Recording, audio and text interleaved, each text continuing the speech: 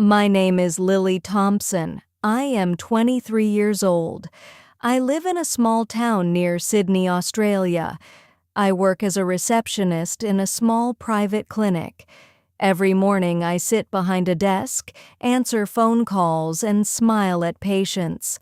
I earn just enough money to pay rent and buy food. Nothing more. My life is simple, but it is also heavy. My mother died when I was 10 years old. Cancer took her slowly. I still remember the hospital smell and the sound of machines around her bed. After she passed away, it was only me and my father. He worked as a mechanic in a small garage. He was strong, loud, and full of energy. He used to lift me in the air and laugh. But life changes people. 2 years ago, my father had a serious heart problem. One day he collapsed at work.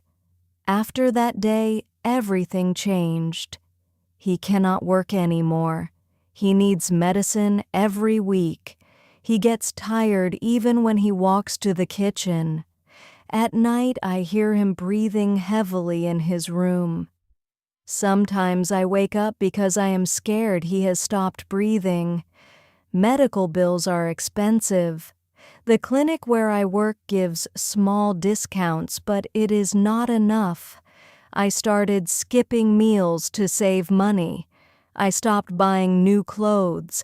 I sold my mother's old jewelry. Still, it was not enough. I was tired, not just physically. My heart felt tired. My mind felt tired. I felt like I was running in the same circle every day. One afternoon, a woman walked into the clinic. She was elegant and confident. She wore a white suit and expensive heels. Her name was Victoria Hayes. She was around 50 years old, maybe more. She had sharp eyes, the kind that see everything. She watched me while I worked. When there were no patients around, she came to my desk. "You are very beautiful," she said calmly, "but you look unhappy." I felt uncomfortable. "I'm fine," I replied politely.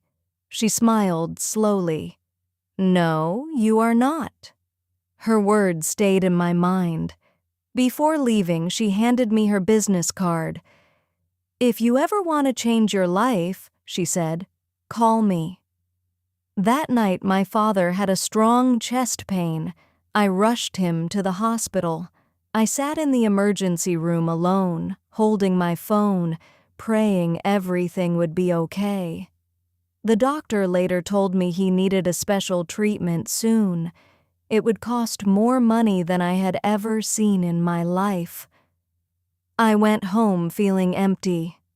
I looked at Victoria's card. The next morning, I called her. She invited me to a beautiful office in the city. The place looked expensive and quiet. She offered me tea and spoke gently. "There are wealthy men," she said, "who are lonely. They want love.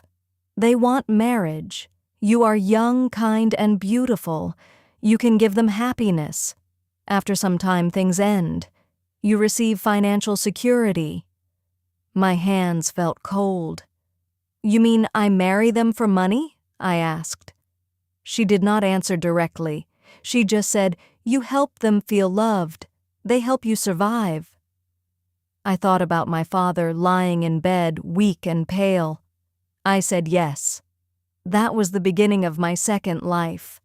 They changed my appearance. They gave me expensive dresses and new shoes. They styled my hair differently. They taught me how to speak more softly, how to walk slowly, how to look confident.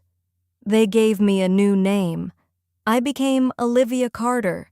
They trained me carefully, how to listen, how to laugh at the right time, how to make a man feel important. It felt strange at first, like I was pretending to be someone else, but slowly, pretending became easier.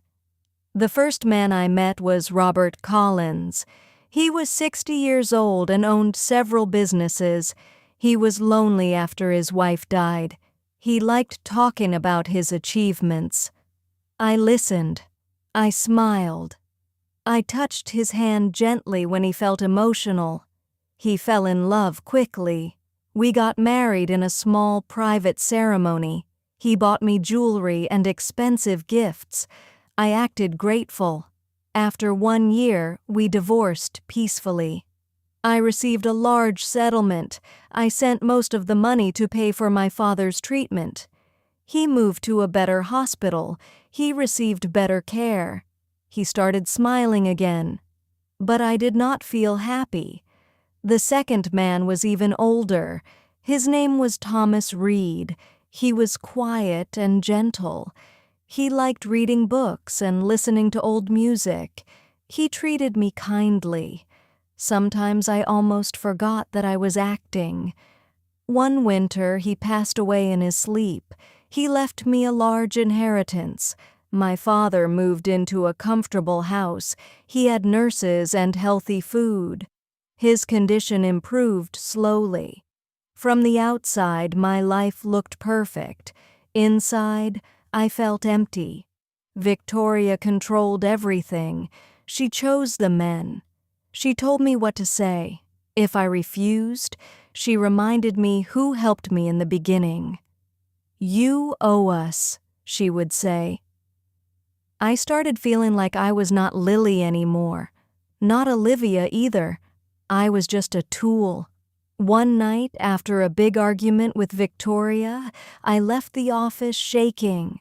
I did not want to go home. I felt lost. I went to a small bar near the beach. I ordered drinks one after another. I wanted to forget. Many men tried to talk to me. I ignored them. Then I met him. His name was Ethan Brooks. He was not rich. He wore simple clothes. He worked as a landscape designer. He had calm eyes and a quiet smile. He noticed I was drunk.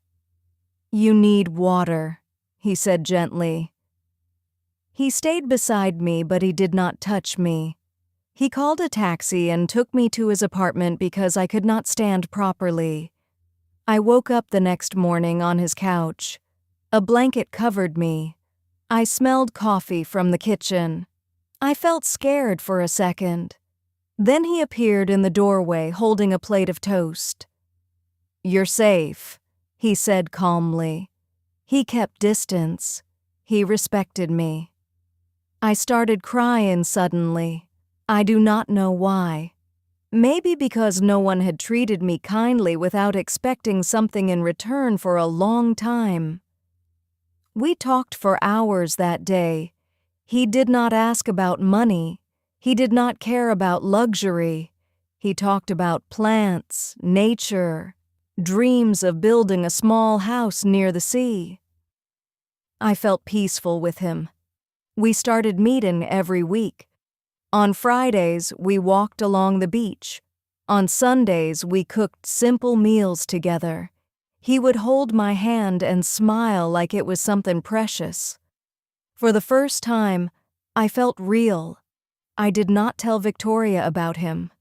But one day, she found out.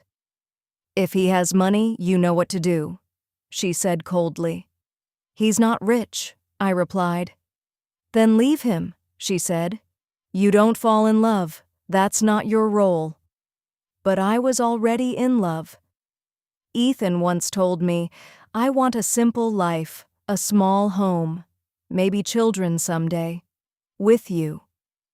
My heart felt warm and afraid at the same time. Victoria later threatened me. "If you don't follow our rules, we will tell him everything." I felt trapped. One evening, while Ethan and I were watching a movie, I turned it off. "There's something I need to tell you," I said. My hands were shaking. I told him about my fake name, the marriages, the money, everything. He became silent. His eyes looked hurt, not angry. He stood up slowly and walked to the bedroom with a pillow. "I need time," he said softly. The next morning, he was gone. His clothes were gone. His phone was off. No message, no goodbye. I sat on the floor and cried until my chest hurt. I had lied to many men before, but Ethan was the only one I truly loved. And I lost him because I built my life on lies.